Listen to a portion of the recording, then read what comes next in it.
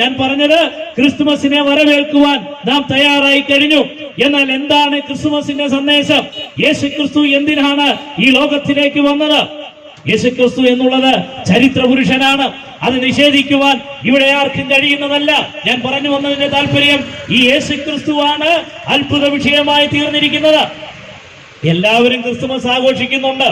മുൻകാലങ്ങളിലൊക്കെ 25-ാം തീയതി പത്രം ഓഫീസില്ല, അന്ന് പത്രം അവധിയാണ്. 27-ാം തീയതി പത്രം, 21-ാം തീയതി വരും. 27-ാം തീയതി പത്രം വരുമ്പോൾ നാം ഒക്കെ കാണുന്ന വാർത്ത കേരളം കുടിച്ചു തീർത്ത മദ്യത്തിന്റെ കണക്കാണ് വരുന്നത്. കോടികളാണ് കേരളം കുടിച്ചു തീർക്കുന്നത്. അതുപോലെ 27-ാം തീയതി വരുന്ന മലയാള മനോരമ പത്രത്തിലും ഇതര മാധ്യമങ്ങളിലുമൊക്കെ നാം കണ്ടിരുന്ന ഒരു കാഴ്ചയുണ്ട്. ക്രിസ്തുമസ് ആഘോഷിച്ച പൊലിഞ്ഞ ജീവിതങ്ങളുടെ കഥ, അവരുടെ എണ്ണമൊക്കെ പറഞ്ഞുകൊണ്ട് വരികയാണ്. അങ്ങനെ മദ്യപിച്ചും മതോന്മത്തരായും മറ്റിതര കാര്യങ്ങളിലൊക്കെ ഏർപ്പെട്ട് ക്രിസ്തുമസ് ആഘോഷിക്കുകയാണ്. എന്നാൽ ചെന്നാമറ്റത്തുള്ള ഞങ്ങളുടെ ബഹുമാന്യ സ്നേഹിതരെ, വളരെ സ്നേഹത്തോടുകൂടെ പറയട്ടെ, എന്തിനാണ് യേശു ക്രിസ്തു ലോകത്തിലേക്ക് വന്നത്? ഈ അഖിലാണ്ടകാരകനായ ദൈവം മനുഷ്യനായ ലോകത്തിലേക്ക് എന്തിനാ വന്നത്? പലരും തെറ്റിദ്ധരിക്കപ്പെടുന്ന ഒരു വിഷയമുണ്ട്. യേശു ക്രിസ്തു ക്രിസ്തുമത സ്ഥാപകനെന്ന, ബൈബിൾ ക്രിസ്ത്യാനികളുടെ മതഗ്രന്ഥമെന്നാണ്. 31,173 വാക്യങ്ങളുള്ള വിശുദ്ധ ബൈബിളിൽ ഒരു വാക്യം പോലുമില്ല ക്രിസ്ത്യാനികളുടെ മതഗ്രന്ഥമെന്ന്. അങ്ങനെ ബൈബിൾ ക്രിസ്ത്യാനികളുടെ മതഗ്രന്ഥമായിരുന്നുവെങ്കിൽ ക്രിസ്തു മതത്തിന്റെ 4 ചുവർക്കെട്ടിനുള്ളിൽ മാത്രം പ്രസംഗിക്കപ്പെടേണ്ട വിഷയമായി തീർന്നതിനെ ബൈബിൾ സ്കൂളുകളിലും കോളേജുകളിലും വില്ലകളിലും നഗരങ്ങളിലും ഗ്രാമങ്ങളിലുമെല്ലാം ബൈബിൾ വിതരണം ചെയ്യുന്നു, ബൈബിൾ പ്രസംഗിക്കുന്നു. എന്താ? ബൈബിൾ ഒരു മതമല്ല. ചെന്നാമറ്റത്ത് ഞങ്ങളെ ശ്രദ്ധിക്കുന്നവരിൽ ആരെങ്കിലും അങ്ങനെ തെറ്റിദ്ധാരണയായി മുൻപോട്ട് പോകുന്നുണ്ടെങ്കിൽ ഇന്നതിന് മാറ്റം വരുത്തണം. ഒരു മതഗ്രന്ഥമല്ല ബൈബിൾ. ലോകൈക രക്ഷകനായ യേശു ക്രിസ്തു ക്രിസ്തു മതത്തിന്റെ ദൈവമല്ല. അങ്ങനെയായിരുന്നുവെങ്കിൽ എല്ലായിടത്തും ഈ ക്രിസ്തുവിനെ കുറിച്ച് പ്രസംഗിക്കേണ്ട കാര്യമില്ല. കഴിഞ്ഞ 2024 വർഷങ്ങളായി മരുവിലും തെരുവിലും എവിടെയും ഈ ക്രിസ്തുവിനെ പ്രസംഗിക്കുകയാണ്. TV ഓണാക്കിയാൽ അവിടെ ക്രിസ്തുവിനെ പ്രസംഗിക്കുന്നു, ഫോൺ ഓണാക്കിയാൽ ക്രിസ്തുവിനെ പ്രസംഗിക്കുന്നു, റേഡിയോ ഓണാക്കിയാൽ അവിടെ ക്രിസ്തുവിനെ പ്രസംഗിക്കുന്നു. ലോകത്തിന്റെ 6 വൻകരകളിലും ഈ സുവിശേഷം പ്രസംഗിക്കപ്പെട്ട് കഴിഞ്ഞു. എന്താ കാരണം? ഈ സുവിശേഷം എല്ലാവർക്കും വേണ്ടിയുള്ള സന്ദേശമാണ്. യേശു ക്രിസ്തു എല്ലാവർക്കും വേണ്ടിയാണ് ലോകത്തിലേക്ക് വന്നത്. ആ ക്രിസ്തു ലോകത്തിൽ വന്നത് ഒരേ ഒരു ഉദ്ദേശമേ ഉള്ളൂ. അത് പറയാനാണ് ഞങ്ങൾ ഇവിടെ വന്നത്. ബൈബിളിനോട് ചോദിക്ക്, യേശു ക്രിസ്തു എന്തിനാ വന്നത്? ചിലര് പറയുന്നത്, ചില വലിയൊരു അബദ്ധം നമുക്ക് സംഭവിച്ചിട്ടുണ്ട്. 1960-കളിലൊക്കെ പാഠ്യപദ്ധതി തയ്യാറാക്കിയപ്പോൾ ഇതര മത സ്ഥാപകരെ പോലെ ക്രിസ്തുവിനെയും ക്രിസ്തുമതത്തിന്റെ സ്ഥാപകനാക്കി മാറ്റി. യേശു ക്രിസ്തു ഇവിടെ ഒരു മതവും സ്ഥാപിച്ചിട്ടില്ല. ക്രിസ്തു മതം എന്നും പറഞ്ഞൊരു മതമില്ല. പിന്നെ എന്ത് ബൈബിൾ പറയുന്നത്? ക്രിസ്തു മാർഗമെന്നാണ്. അങ്ങനെയാണെങ്കിൽ യേശു ക്രിസ്തു ഒരു മതവും സ്ഥാപിച്ചിട്ടില്ല.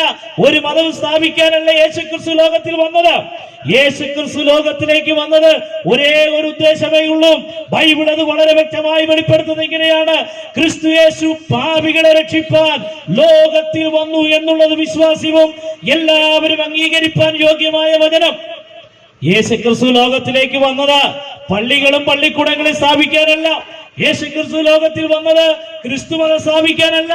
പിന്നെ എന്തിനാണ് യേശു ക്രിസ്തു ലോകത്തിൽ വന്നത്? യേശു ക്രിസ്തു ലോകത്തിൽ വന്നതിന്റെ ഒരേ ഒരു ഉദ്ദേശമേ ഉള്ളൂ: പാപികളെ രക്ഷിപ്പാനാണ് യേശു ക്രിസ്തു ലോകത്തിലേക്ക് വന്നത്. ഈ പാപികളെന്നും പാപമെന്നും ഒക്കെ പറയുമ്പോ ആളുകൾക്ക് അത്ര രസമുള്ള കാര്യമല്ല. എല്ലാവരും ഞങ്ങളെ പോലെയുള്ള സുവിശേഷ പ്രവർത്തകരോട് പറയുന്ന ഏറ്റവും വലിയൊരു പരാതിയാണ്, നിങ്ങൾ കവലകളിൽ നിന്ന് പറയുന്നു മനുഷ്യൻ പാപിയാണ്, ഒരു വിരുന്ന് വീട്ടിൽ ചെന്നാൽ അവിടെ പറയുന്നു മനുഷ്യൻ പാപിയാണ്, വിലാപഭവനത്തിലും പറയുന്നു മനുഷ്യൻ പാപിയാണ്. ഓട്ടെ, ഇനി ഞങ്ങളുടെ വീട്ടിൽ വന്ന് ഞങ്ങളുടെ അനുവാദം കൂടാതെയും അനുവാദത്തോടും കൂടെ വന്നും പറയുന്നു മനുഷ്യൻ പാപിയാണ്. പ്രിയ സ്നേഹിതരെ, വിശദീകരിക്കാൻ സമയമില്ല, അല്ലെങ്കിൽ ഞാൻ ധാരാളം ഉദാഹരണങ്ങൾ നിരത്തി വെച്ചേനെ. മനുഷ്യൻ പാപിയാണെന്നുള്ള എത്രയെത്ര ദൃഷ്ടാന്തങ്ങളാണുള്ളത്. മനുഷ്യൻ വിചാരിക്കുന്നത് ഞാൻ അത്ര വലിയ പാപമൊന്നും ചെയ്യുന്നില്ല, നന്നായിട്ടൊക്കെ ജീവിക്കുന്നെന്ന. ബൈബിള് പാപത്തിന് കൊടുത്തിരിക്കുന്ന നിർവചനം എല്ലാ അധർമ്മവും പാപമാണ്. ഞാൻ ചോദിക്കട്ടെ, ഇപ്പോൾ സമയം ഏകദേശം 11:30 കഴിഞ്ഞ പ്രഭാതം മുതൽ ഈ സമയം വരെ നമ്മൾ ചിന്തിക്കുകയും പ്രവർത്തിക്കുകയും സംസാരിക്കുകയും ചെയ്ത കാര്യങ്ങൾ ഒരു വെള്ളക്കടലാസിൽ എഴുതാൻ ശ്രമിക്കുക. അങ്ങനെ ഒരു വെള്ളക്കടലാസിൽ എഴുതാൻ കഴിഞ്ഞാൽ നാം എഴുതിയ കാര്യങ്ങൾ, നമ്മളേറെ സ്നേഹിക്കുന്ന ഭാര്യയെ, നാം ഏറെ സ്നേഹിക്കുന്ന ഭർത്താവിനെ, നാം ഏറെ സ്നേഹിക്കുന്ന നമ്മുടെ കൂട്ടുകാരെ, നമ്മുടെ മക്കളെ, സഹപ്രവർത്തകരെ, അയൽവാസികളെ ആരെയെങ്കിലും കാണിക്കാൻ സാധിക്കുമോ? പോട്ടെ, ഇന്നത്തെ പോട്ടെ, ഓർമ്മ വെച്ച നാൾ മുതൽ നാം ചിന്തിക്കുകയും പ്രവർത്തിക്കുകയും സംസാരിക്കുകയും ചെയ്ത കാര്യങ്ങൾ ഒരു വെള്ളക്കടലാസിൽ എഴുതാൻ ശ്രമിക്കുക. പ്രിയപ്പെട്ടവരെ, ആർക്കാണത് കഴിയുന്നത്? ആർക്കും കഴിയത്തില്ല. അതാ ബൈബിൾ പറയുന്നത്, എല്ലാ ധർമ്മവും പാപമാണ്. തുടർന്ന് ബൈബിളിന്റെ ഉറച്ച പ്രഖ്യാപനം എങ്ങനെയാണ്? ഒരു വ്യത്യാസവുമില്ല, എല്ലാവരും പാപം ചെയ്ത് ദൈവതേജസ്സില്ലാത്തവരായി തീർന്നു. അവിടെ ഒരു വ്യത്യാസവുമില്ല. ജാതിയുടെ വ്യത്യാസമില്ല, ഭാഷയുടെ വ്യത്യാസമില്ല, ദേശത്തിന്റെ വ്യത്യാസമില്ല, ആൺ പുരുഷ ലിംഗഭേദ വ്യത്യാസമില്ല. എല്ലാ മനുഷ്യരും പാപികളാണ്. അതുകൊണ്ടാണ് യേശുക്രിസ്തു ലോകത്തിലേക്ക് വന്നത്. യേശുക്രിസ്തു ലോകത്തിലേക്ക് വന്നത് പാപികളെ രക്ഷിക്കുന്നതിന് വേണ്ടിയാണ്. നാം ഒക്കെ വിചാരിക്കുന്നത് നമ്മളൊക്കെ നല്ലവരാണ്. ഞങ്ങൾ ഈ സന്ദേശവുമായി വീടുകളിൽ കയറി ഇറങ്ങാറുണ്ട്. അങ്ങനെ ചില വീടുകളിലൊക്കെ ചെന്ന് ആളുകളോട് ഈ സന്ദേശം പറയുമ്പോൾ അവർ പറയുന്ന ഒരു കാര്യമുണ്ട്, എന്റെ പൊന്നു പാസ്റ്റർമാരെ, ഞങ്ങൾ ആരും അങ്ങനെ വലിയ പാപികളൊന്നുമല്ല. ഞങ്ങൾ പ്രമാണമൊക്കെ അനുസരിച്ചാ ജീവിക്കുന്നേ. പ്രത്യേകിച്ച് 7-ാം പ്രമാണം, അത് ഞങ്ങൾ തെറ്റിക്കുന്നതേ അല്ല. ഒരുപക്ഷെ സത്യമായിരിക്കും, പക്ഷേ മനുഷ്യൻ പാപിയാണെന്ന് ബൈബിൾ വെളിപ്പെടുത്തുകയാണ്. ഒരു വ്യത്യാസവുമില്ല, എല്ലാവരും പാപം ചെയ്ത് ദൈവതേജസ്സില്ലാത്തവരായി തീർന്നു. അങ്ങനെ മനുഷ്യവർഗം മുഴുവൻ പാപികളായി തീർന്നത് കൊണ്ട് മനുഷ്യൻ പോകുന്നത് നിത്യമായ നരകത്തിലേക്കാണ്. ചിലർ പറയാറുണ്ട്, ഞാൻ അന്യന്റെ മുതലൊന്നും ആഗ്രഹിക്കത്തില്ല, അതിനൊന്നും മാന്താൻ പോകുന്നില്ല, ഏറ്റവും നന്നായിട്ടാ ജീവിക്കുന്നത്, മാന്യമായിട്ടാ ജീവിക്കുന്നത്. ഞാൻ മാത്രമല്ല, തലമുറകളായിട്ട് ഞങ്ങൾ അങ്ങനെയാണ്. ഞങ്ങളുടെ അപ്പനപ്പൂപ്പന്മാര് മുതല് എല്ലാവർക്കും നന്മ ചെയ്തൊക്കെയാ ജീവിക്കുന്നത്. അങ്ങനെയുള്ള ഞങ്ങൾ പാപികളാണോ? ന്യായമായിട്ടുള്ള ചോദ്യം, ന്യായമായിട്ടുള്ള ഉത്തരം അവർ പറയുന്നത്, ഞങ്ങൾ അങ്ങനെ വലിയ തെറ്റൊന്നും ചെയ്യുന്നവരല്ല. എന്നെ ശ്രദ്ധിക്കുന്ന പ്രിയപ്പെട്ടവരെ, മനുഷ്യന്റെ ചിന്തയിലും പ്രവൃത്തിയിലും സംസാരത്തിലും ഒരുപക്ഷെ പ്രവർത്തിക്കുന്നില്ലായിരിക്കാം, എന്നാൽ നാം ചിന്തിച്ചാൽ അത് പാപമാണ്. അങ്ങനെയാണെങ്കിൽ നാം ആ യാഥാർത്ഥ്യം അംഗീകരിച്ചേ മതിയാകുകയുള്ളൂ. എല്ലാവരും പാപികളാണ്. നമ്മുടെ നാട്ടിലുള്ളതിൽ വെച്ച് ഏറ്റവും വലിയ വിഷമുള്ള പാമ്പാണ് മൂർഖൻ പാമ്പ്. ഈ ചെന്നാമറ്റത്തുള്ള എന്നെ ശ്രദ്ധിക്കുന്ന പ്രിയപ്പെട്ടവരെ, നമ്മുടെ വീട്ടിലേക്ക് ഒരു മൂർഖൻ പാമ്പിന്റെ കുഞ്ഞ് കയറി വന്നിരിക്കട്ടെ, നമ്മുടെ മുറ്റത്തോ നമ്മുടെ മുറിയിലോ അടുക്കളയിലോ വന്നാൽ, അയ്യോ സാരമില്ല, അത് മൂർഖന്റെ കുഞ്ഞാ, അത് പോട്ടെ, അതിനെ പിടിച്ച് തലോടി നമ്മൾ വിടുവോ? ഇല്ല. ചെയ്യേണ്ട കാര്യമുണ്ട്, അത് ചെയ്യും. ഈ മാധ്യമത്തിലൂടെ അത് പറയാൻ കഴിയത്തില്ല, അത് നമ്മൾ ചെയ്യും. അയ്യോ, അത് മൂർഖന്റെ കുഞ്ഞാണല്ലോ, അതുകൊണ്ട് അതിനെ നമ്മളൊന്നും ചെയ്യണ്ട, അതിനെ നമുക്ക് ഒരു മാളത്തിലേക്ക് കയറ്റിവിടാം. ആരും അങ്ങനെ ചെയ്യത്തില്ല. ഞാൻ ഈ ഉദാഹരണം പറഞ്ഞത് മനുഷ്യന്റെ പാപത്തിന്റെ കഠിനമായ അവസ്ഥ മനസ്സിലാക്കാൻ പറഞ്ഞതാ. ചെറിയ പാപമെന്നോ വലിയ പാപമെന്നോ വ്യത്യാസമില്ല. ദൈവം മുൻപാകെ മനുഷ്യവർഗം മുഴുവൻ പാപികളാണ്. ഇവിടുത്തെ കോടതികൾ വിളിച്ചു പറയുന്നു മനുഷ്യൻ പാപിയാണ്. ഈ ഗുരുപ്പുഴയിലുള്ള ഈ ചെന്നാമറ്റത്തുള്ള കടകളുടെ ഒക്കെ ഷട്ടറുകളൊക്കെ നന്നായിട്ട് പൂട്ടി ഉറപ്പ് വരുത്തിയിട്ടാ വീട്ടിലേക്ക് പോകുന്നത്. എന്താ കാരണം? മനുഷ്യൻ പാപിയാണ്. ഇനി അങ്ങോട്ടൊന്നും പോകണ്ട, നമ്മുടെ വീട്ടിലേക്ക് വരെ പോട്ടെ, നമ്മുടെ ഫോണും നോക്കിക്കേ, എന്തിനാ നമ്മുടെ നമ്പർ ലോക്കും പാറ്റേണും ഒക്കെ ഇട്ട് വെച്ചിരിക്കുന്നത്? മനുഷ്യൻ പാപിയാണ്. എത്രയെത്ര തെളിവുകളുണ്ട്. ഇവിടുത്തെ കോടതികൾ വിളിച്ചു പറയുന്നു, പോലീസ് സ്റ്റേഷൻ വിളിച്ചു പറയുന്നു, ഭരണഘടന വിളിച്ചു പറയുന്നു, മനുഷ്യൻ പാപിയാണ്. അങ്ങനെയാണെങ്കിൽ ഈ പാപത്തിന് ദൈവം ഒരു ശിക്ഷ വെച്ചിട്ടുണ്ട്, അത് നിത്യമായ നരകമാണ്. ബൈബിൾ വളരെ വ്യക്തമായി വെളിപ്പെടുത്തുന്നു, പാപത്തിന്റെ ശമ്പളം മരണമത്രേ. പാപത്തിന്റെ ശമ്പളം മരണമാണ്. ആ മരണത്തിലേക്ക് മനുഷ്യൻ പോവുകയാണ്. എന്നാൽ അവിടെ നിന്നും വിടുവിക്കാൻ ആർക്കാണ് കഴിയുന്നത്? പാപിയായ മനുഷ്യനെ ഈ മരണത്തിൽ നിന്ന്, ഈ നരകത്തിൽ നിന്ന് ആർക്കാണ് വിടുവിക്കാൻ കഴിയുന്നത്? പാപമില്ലാത്തൊരു വ്യക്തിക്കേ കഴിയത്തുള്ളൂ. പാപരഹിതനായ ഒരു വ്യക്തിക്ക് മാത്രമേ പാപത്തിൽ നിന്ന് മനുഷ്യനെ മോചിപ്പിക്കാൻ കഴിയുകയുള്ളൂ. വിശുദ്ധ ബൈബിൾ വളരെ വ്യക്തമായി വെളിപ്പെടുത്തുന്നുണ്ട്. ഒരു വ്യത്യാസവുമില്ല, എല്ലാവരും പാപം ചെയ്ത് ദൈവതേജസ്സില്ലാത്തവരായി തീർന്നു. അങ്ങനെയാണെങ്കിൽ മനുഷ്യൻ ചെയ്യുന്ന ഏതെങ്കിലും പ്രവൃത്തികൾ കൊണ്ട്, മനുഷ്യന്റെ ദാനധർമ്മങ്ങൾ കൊണ്ട്, കർമ്മകാണ്ഡ പുഷ്കലങ്ങൾ കൊണ്ട് മനുഷ്യന് പാപത്തിന് പരിഹാരം വരുത്തുവാൻ കഴിയത്തില്ല. കാരണം മനുഷ്യൻ പാപിയാണ്. ബൈബിളിലെ പ്രാചീന പുസ്തകമായ ഇയ്യോബിന്റെ പുസ്തകത്തിൽ ഇയ്യോബ് എന്ന് പറയുന്ന ഭക്തൻ പറയുന്ന ഒരു വാക്ക് ഇങ്ങനെയാണ്: അശുദ്ധനിൽ നിന്ന് ജനിച്ച വിശുദ്ധനുണ്ടോ? ശരിയല്ലേ? എല്ലാ മനുഷ്യരും പാപികളാണ്, ഒരു വ്യത്യാസവുമില്ല. എല്ലാവരും പാപം ചെയ്ത് ദൈവതേജസ്സില്ലാത്തവരായി തീർന്നു. അതുകൊണ്ട് ഈ മനുഷ്യൻ എങ്ങനെ പാപത്തിന് പരിഹാരം വരുത്തുവാൻ കഴിയും? മനുഷ്യൻ പാപിയാണല്ലോ. പിന്നെ ആർക്കാണ് കഴിയുന്നത്? പാപമില്ലാത്ത പാപരഹിതനായ ഒരു വ്യക്തിക്ക് മാത്രമേ കഴിയുകയുള്ളൂ. വേദപുസ്തകം പറയുന്നത് മനുഷ്യൻ ഈ പാപപരിഹാരത്തിന് വേണ്ടി ചെയ്യുന്ന നീതി പ്രവൃത്തികൾ കറപുരണ്ട തുണി പോലെയാണ്. ഒരു വസ്ത്രത്തിൽ കറപുരണ്ട് കഴിഞ്ഞാൽ നമ്മൾ അത് കഴുകുകയാണ്, പക്ഷേ അതിന്റെ കറ പോകുന്നില്ല. ഇതുപോലെയാണ് ആണ്ടോടാണ്ട് മനുഷ്യൻ പാപപരിഹാരത്തിന് വേണ്ടിയുള്ള പ്രവൃത്തികൾ ചെയ്യുകയാണ്.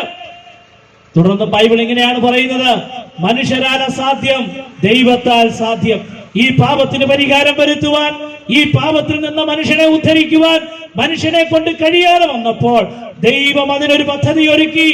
ഏക സത്യ ദൈവമായ യേശുക്രിസ്തു, ഏക പരിശുദ്ധനായ ദൈവം മനുഷ്യനായി ലോകത്തിലേക്ക് വന്നു. അതാണ് കർത്താവായ യേശുക്രിസ്തു. ഞാൻ പ്രാരംഭത്തിൽ ഓർപ്പിച്ച വേദപുസ്തകത്തിലെ വാക്യം അത് തന്നെയാണ്: ക്രിസ്തു യേശു പാപികളെ രക്ഷിപ്പാൻ ലോകത്തിലേക്ക് വന്നു. ദൈവം ലോകത്തിലേക്ക് മനുഷ്യനായി വന്നു. അതാണ് യേശുക്രിസ്തു. എന്നാൽ യേശുക്രിസ്തു എങ്ങനെയാ വന്നത്? നാം ഒക്കെ ജനിക്കുന്നത് പോലെയല്ല. ക്രിസ്തുമസിന്റെ ദിനങ്ങളാണല്ലോ. യേശുക്രിസ്തുവിന്റെ ജനനത്തെ ലോകം മുഴുവൻ ഓർക്കുകയാണല്ലോ. ദൂതൻ വന്ന് കന്യക മറിയത്തോട് പറഞ്ഞൊരു വാക്കുണ്ട്: അവൻ തന്റെ ജനത്തെ അവരുടെ പാപങ്ങളിൽ നിന്ന് രക്ഷിപ്പാനിരിക്കൊണ്ട് അവന് യേശു എന്ന് പേരിടണം. യേശുക്രിസ്തു ഭൂമിയിലേക്ക് മനുഷ്യാവതാരം എടുക്കുന്നതിനും സുമാർ 650 വർഷങ്ങൾക്ക് മുമ്പ് പ്രവാചകനായ യെശയ്യാവ് പറയുന്ന ഒരു വാക്കുണ്ട്: കന്യക ഗർഭിണിയായി ഒരു മകനെ പ്രസവിക്കും. എന്താ കന്യക ഗർഭിണിയായ ഒരു മകനെ പ്രസവിക്കുമെന്ന് പറഞ്ഞാൽ നാം ഒക്കെ പുരുഷബന്ധത്താലാണ് ലോകത്തിലേക്ക് വന്നത്. എന്നാൽ യേശുക്രിസ്തുവിന്റെ ജനനം അങ്ങനെയായിരുന്നില്ല. പുരുഷബന്ധം കൂടാതെ പരിശുദ്ധാത്മാവിനാലാണ് മറിയ ഗർഭവതിയായത്. കാരണം പുരുഷബന്ധത്താൽ വന്നാൽ ആദാമിന്റെ പാപ സ്വഭാവങ്ങൾ, പാപത്തിന്റെ പാരമ്പര്യം തന്നിലേക്ക് വരും. അതുകൊണ്ട് പരിശുദ്ധനായി യേശുക്രിസ്തു ഈ ലോകത്തിലേക്ക് അവതരിച്ചു. കന്യക ഗർഭിണിയായി ഒരു മകനെ പ്രസവിക്കും. പാപരഹിതനായി യേശുക്രിസ്തു ലോകത്തിലേക്ക് ജനിച്ചു. യേശുക്രിസ്തു ലോകത്തിൽ വന്നത് പാപങ്ങൾക്ക് പരിഹാരം വരുത്തുവാനാണ്. അവൻ പാപരഹിതനായി ജനിച്ചു, ഇനി പാപരഹിതനായി ജീവിച്ചു. താൻ ജീവിച്ച നാളിൽ അന്നത്തെ മത നേതൃത്വത്തോട്, അന്നത്തെ രാഷ്ട്രീയ നേതൃത്വത്തോട്, അന്നത്തെ ഭരണ സംവിധാനത്തോട് അദ്ദേഹം ചോദിച്ച ഒരു ചോദ്യമുണ്ട്: നിങ്ങളിൽ ആർക്ക് എന്റെ പാപത്തെ കുറിച്ച് ബോധം വരുത്തുവാൻ കഴിയും? ആർക്കും കഴിഞ്ഞില്ല. പാപരഹിതനായി ജീവിച്ച് പാപരഹിതനായി മരിച്ചു. തന്നെ ക്രൂശിൽ തറയ്ക്കുവാൻ വിധി എഴുതിയ പീലാത്തോസ് പറഞ്ഞ വാക്ക് ഇങ്ങനെയാണ്: ഈ മനുഷ്യൻ നീതിമാനാണ്, ഇവനിൽ ഞാൻ ഒരു കുറ്റവും കാണുന്നില്ല. തന്നെ ക്രൂശിൽ തറയ്ക്കുവാൻ നേതൃത്വം നൽകിയ ശതാധിപൻ പറഞ്ഞ വാക്ക് എന്താണ്? ഈ മനുഷ്യൻ വാസ്തവമായി നീതിമാനായിരുന്നു. തന്നോടൊപ്പം 3 വർഷം ഉണ്ടുമുറങ്ങി നടന്ന സെയിന്റ് പീറ്റർ പറഞ്ഞ വാക്കുണ്ട്: അവൻ പാപം ചെയ്തിട്ടില്ല, അവന്റെ വായിൽ വഞ്ചനയൊന്നുമില്ലായിരുന്നു. എന്നെ ശ്രദ്ധിക്കുന്ന പ്രിയപ്പെട്ടവരെ, പാപരഹിതനായി ജനിച്ച്, പാപരഹിതനായി ജീവിച്ച്, പാപരഹിതനായി മരിച്ച്, അടക്കപ്പെട്ട്, ഉയർത്തെഴുന്നേറ്റ് ഇന്നും ജീവിക്കുന്ന ഏക രക്ഷിതാവും കർത്താവുമാണ് ഈ യേശുക്രിസ്തു. യേശുക്രിസ്തുവിന്റെ ജനനം നമ്മൾ ആഘോഷിക്കുന്നു. ഇനി ഏപ്രിൽ മാസമാകുമ്പോൾ ദുഃഖവെള്ളി മരണം ആഘോഷിക്കുന്നു. ആ ഏപ്രിലിൽ തന്നെ ഒരു ഈസ്റ്റർ നമ്മൾ ആഘോഷിക്കുന്നു. ലോക ചരിത്രത്തിൽ അനവധി മഹാരഥന്മാർ ജനിച്ചു, ജീവിച്ചു, മരിച്ചു. അതോടുകൂടി അവരുടെ കഥകൾ അവസാനിച്ചപ്പോൾ ലോകത്തിൽ ഒരു വ്യക്തിയുടെ മാത്രമാണ് ഉയർത്തെഴുന്നേൽപ്പ് ആഘോഷിക്കുന്നത്. അത് യേശുക്രിസ്തുവിന്റേതാണ്. എന്താണ് കാരണം? യേശുക്രിസ്തു മഹാദൈവവും നമ്മുടെ രക്ഷിതാവുമാണ്.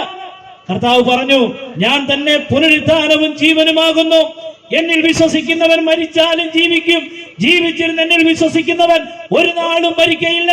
ഈ യേശുക്രിസ്തു സകലത്തെ സൃഷ്ടിച്ച സൃഷ്ടിതാവായ ദൈവമാണ്. സകലത്തിന് മേലും അധികാരമുള്ളവനാണ്. ആ ക്രിസ്തു ലോകത്തിൽ വന്നത് നമ്മുടെ പാപങ്ങൾക്ക് പരിഹാരം വരുത്തുവാൻ വേണ്ടിയാണ്. എന്നെ ശ്രദ്ധിക്കുന്ന പ്രിയപ്പെട്ടവരെ, ഈ ക്രിസ്തുമസ് ദിനങ്ങളിൽ നാം ഓർക്കേണ്ട ഏറ്റവും പ്രധാനപ്പെട്ട സത്യം അതാണ്: യേശുക്രിസ്തു എന്തിനാണ് ഈ ലോകത്തിലേക്ക് വന്നത്? നമുക്ക് കുറച്ച് കുപ്പി പൊട്ടിക്കാനും, കുറെ പടക്കം പൊട്ടിക്കാനും, കുറെ കേക്ക് ഭക്ഷിക്കാനും, കുറെ ഉല്ലാസയാത്ര നടത്തുവാനും വേണ്ടിയല്ല യേശുക്രിസ്തു വന്നത്. യേശു ക്രിസ്തു ലോകത്തിലേക്ക് വന്നത് സ്നേഹിത പാപിയായ നമ്മെ രക്ഷിക്കുന്നതിന് വേണ്ടിയാണ്. പാപിയായ താങ്കൾക്ക് വേണ്ടിയാണ് യേശു ക്രിസ്തു ലോകത്തിലേക്ക് വന്നത്. ദൂതൻ പറഞ്ഞ വാക്കതല്ലേ?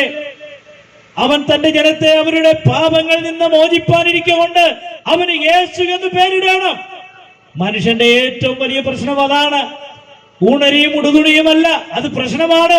എന്നാൽ മനുഷ്യന്റെ ഏറ്റവും വലിയ പ്രശ്നം എന്ന് പറയുന്നത് അവന്റെ പാപമാണ്. ആ പാപ പ്രശ്നത്തിന് പരിഹാരമുണ്ടാകണം. ആ പാപത്തിന് പരിഹാരം ഉണ്ടാക്കുവാനാണ് യേശു ക്രിസ്തു ലോകത്തിലേക്ക് വന്നത്. ആ വന്ന കർത്താവായ യേശു ക്രിസ്തു കാൽവരി ക്രൂശിൽ മരിച്ച് അടക്കപ്പെട്ടു ഉയർത്തെഴുന്നേറ്റ് ഇന്നും ജീവിക്കുന്നു.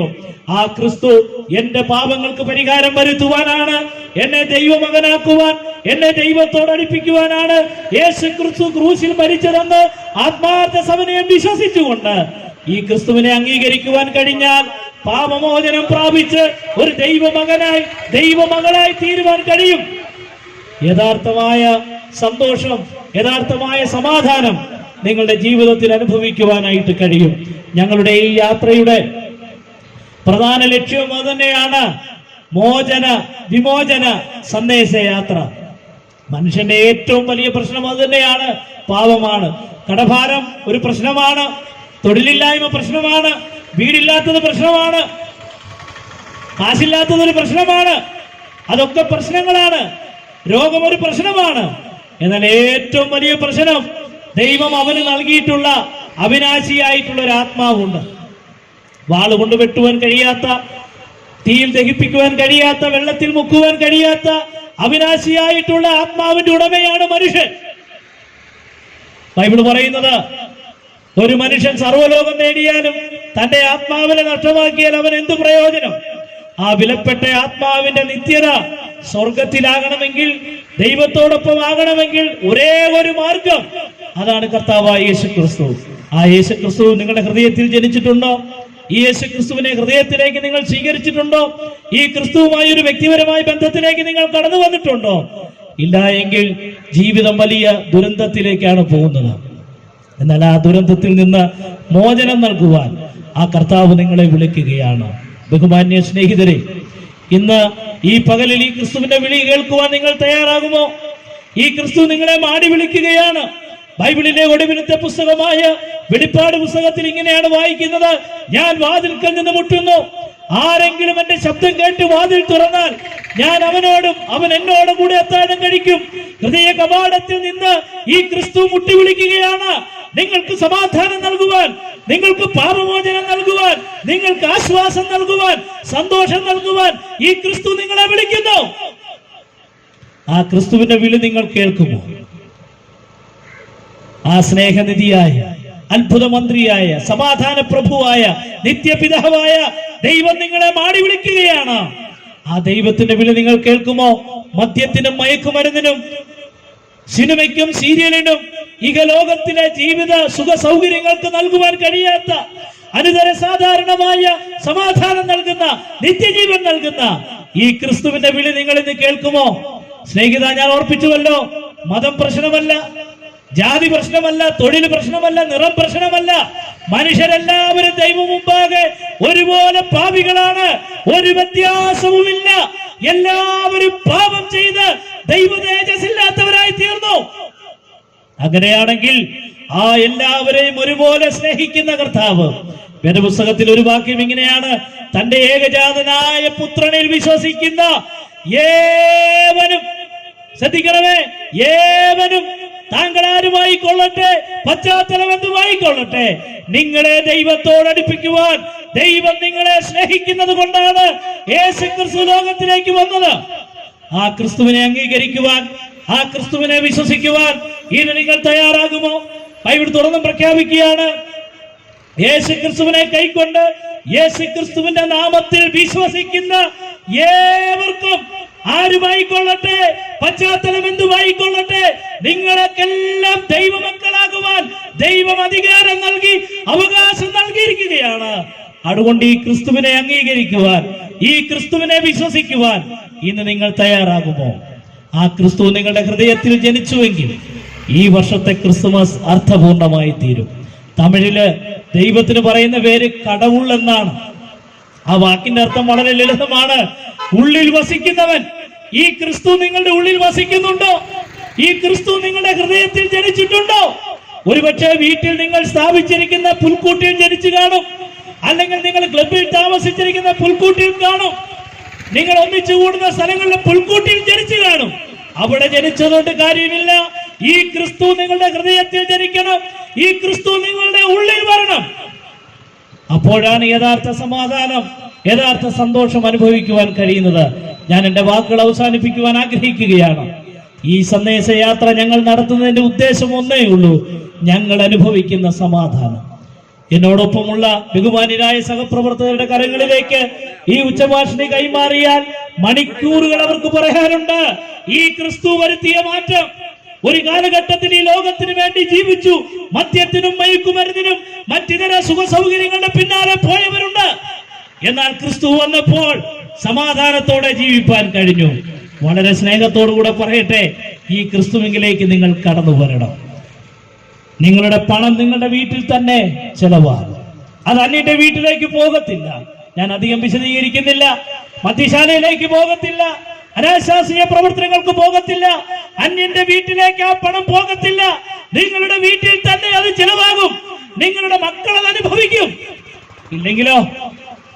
വേദപുസ്തകം പറയുന്നത്, ഒരുവൻ ക്രിസ്തുവിലായാൽ അവൻ പുതിയ സൃഷ്ടി, പഴയത് കഴിഞ്ഞു, സകലത് പുതുതായി തീർന്നു. നല്ല ഒരു ജീവിതം നയിപ്പാൻ സാധാരണ ഞാൻ ഇത്തരം യോഗങ്ങൾ പ്രസംഗിക്കുമ്പോൾ പറയാറുള്ള ഒരു കാര്യമുണ്ട്. നല്ല മാതാപിതാക്കളായി ജീവിക്കാൻ കഴിയും, നല്ല മരുമകനായി മരുമകളായി, നല്ല അയൽവാസിയായി, നല്ല സ്നേഹിതനായി, നല്ല സഹപ്രവർത്തകനായി, നല്ല അമ്മായിപ്പനായി അമ്മായിമ്മയായി ജീവിക്കാൻ കഴിയും. ഈ ക്രിസ്തുവിലേക്ക് വരിക. നല്ല അമ്മായിപ്പനായിട്ട് ജീവിക്കാൻ കഴിയും, നല്ല അമ്മായിമ്മയായി മരുമക്കളെ സ്നേഹിച്ച് അവരെ കരുതി സീരിയലിലും സിനിമയിലും ഒക്കെ കാണുന്ന പോലെ അവരോട് വഴക്കിടുന്ന ഒന്നുമല്ല, നന്നായി ജീവിക്കാൻ കഴിയും. അതാ ബൈബിൾ പറയുന്നത്, ഒരുവൻ ക്രിസ്തുവിലായാൽ അവൻ പുതിയ സൃഷ്ടി. കഴിഞ്ഞ 21 നൂറ്റാണ്ടുകളായി ഈ സന്ദേശം പ്രസംഗിക്കുന്നതിന്റെ പിന്നിലെ ചേതോവികാരം അത് തന്നെയാണ്. നല്ല ഒരു മനുഷ്യനായി ജീവിക്കണമോ? ഈ ക്രിസ്തുവിലേക്ക് വരിക. നിങ്ങളുടെ ജീവിതത്തിലും വിമോചനം അനുഭവിക്കുവാൻ കഴിയും. പാപത്തിൽ നിന്നും ശാപത്തിൽ നിന്നും എല്ലാവിധമായ ദുഷ്ടശക്തികളിൽ നിന്ന് മോചനം നൽകി അനുഗ്രഹീത ജീവിതത്തിലേക്ക് നയിക്കുവാൻ കഴിയുന്നവനാണ് ഈ ക്രിസ്തു. അതുകൊണ്ട് ആ ക്രിസ്തുവിലേക്ക് വരിക. ആ ക്രിസ്തു നിങ്ങളുടെ ഹൃദയത്തിൽ ജനിക്കുമ്പോൾ നിങ്ങൾക്ക് ഈ അനുഗ്രഹീത പദവി വരും. അതിനുവേണ്ടി നിങ്ങൾ ചെയ്യേണ്ടത് ഇത്രമാത്രം: അരക്കാശ് മുടക്കേണ്ട, അരനാഴിക നടക്കേണ്ട. നിങ്ങൾ നിൽക്കുന്ന നിൽപ്പിലിരിക്കുന്ന ഇരിപ്പിൽ, കർത്താവായ യേശുവേ, ഞാനൊരു പാപിയാണ്, എന്റെ പാപത്തിന് പരിഹാരം വരുത്തുവാനാണ് അങ്ങ് ക്രൂശിൽ മരിച്ചത്. അങ്ങ് ക്രൂശിൽ മരിക്കുക മാത്രമല്ല, മരണത്തെ വെന്ന് ഉയർത്തെഴുന്നേറ്റ് ഇന്നും ജീവിക്കുന്നു. അങ്ങന്റെ ഹൃദയത്തിലേക്ക് കടന്നു വരണം. എന്റെ പാപ സ്വഭാവങ്ങളെ ഞാൻ ഏറ്റുപറയുന്നു. ഇന്നു മുതൽ ഞാൻ അങ്ങേക്കായി ജീവിക്കുന്നു എന്ന് ആത്മാർത്ഥ സവിനയം ഈ ക്രിസ്തുവിനോട് പ്രാർത്ഥിക്കുവാൻ കഴിഞ്ഞാൽ നിങ്ങൾക്കും ഈ അനുഗ്രഹിത ജീവിതത്തിലേക്ക് വരുവാൻ സാധിക്കും. ഇതല്ലാതെ വേറൊരു മാർഗമില്ല, ഇതല്ലാതെ വേറൊരു രക്ഷാമാർഗമില്ല. ഉണ്ടെങ്കിൽ അത് പ്രസംഗിക്കുമല്ലോ. എന്താ 21 നൂറ്റാണ്ടുകളായി ഈ ക്രിസ്തു മാത്രം പ്രസംഗിക്കപ്പെടുന്നത്? രക്ഷയ്ക്കുള്ള ഒരേ ഒരു മാർഗം, അത് യേശു ക്രിസ്തു. അതുകൊണ്ട് ആ ക്രിസ്തുവിലേക്ക് വരിക. ക്രിസ്തു നിങ്ങളുടെ ഹൃദയത്തിൽ ജനിക്കുമ്പോൾ ഈ ക്രിസ്മസ് അർത്ഥപൂർണമായി തീരും. അങ്ങനെയുള്ള അനുഗ്രഹിതമായ ഒരു ക്രിസ്മസ് ആയി തീരട്ടെ ഈ വേളത്തെ ക്രിസ്മസ്. അതിന് നിങ്ങൾ ചെയ്യേണ്ടത് ഇത്രമാത്രം: ഈ ക്രിസ്തുവിനെ ഹൃദയത്തിലേക്ക് സ്വീകരിക്കുക, കർത്താവായ യേശുവിൽ വിശ്വസിക്കുക. എന്നാൽ നീയും നിന്റെ കുടുംബവും രക്ഷ പ്രാപിക്കും. നിന്റെ മക്കൾ നന്നാകും, ഭാര്യ നന്നാകും, ഭർത്താവ് നന്നാകും, അനുഗ്രഹിക്കപ്പെട്ട തലമുറകൾ ഉണ്ടാകും. ഈ ക്രിസ്തുവിലേക്ക് വരിക. ഇതൊക്കെ ഞങ്ങളുടെ അനുഭവത്തിൽ നിന്നാണ് പറയുന്നത്, അല്ലാതെ ഊഹാഭോഗങ്ങളോ കെട്ടുകഥകളോ അല്ല. ചങ്ക് തുറന്നായത് പറയുന്നത്. ഈ ക്രിസ്തുവിലേക്ക് നിങ്ങൾ വരിക. ഈ ക്രിസ്തു മാത്രം രക്ഷാമാർഗം. ആ ക്രിസ്തുവിനെ അംഗീകരിക്കുക, നിങ്ങളുടെ ജീവിതം അനുഗ്രഹിക്കപ്പെടും. അതിന് ഈ സന്ദേശം ഉപകരിക്കട്ടെ എന്ന് ആത്മാർത്ഥമായി പ്രാർത്ഥിച്ചുകൊണ്ട് എന്റെ വാക്കുകൾ അവസാനിപ്പിക്കുന്നു. ദൈവനാമം വാഴ്ത്തപ്പെടുമാറാകട്ടെ.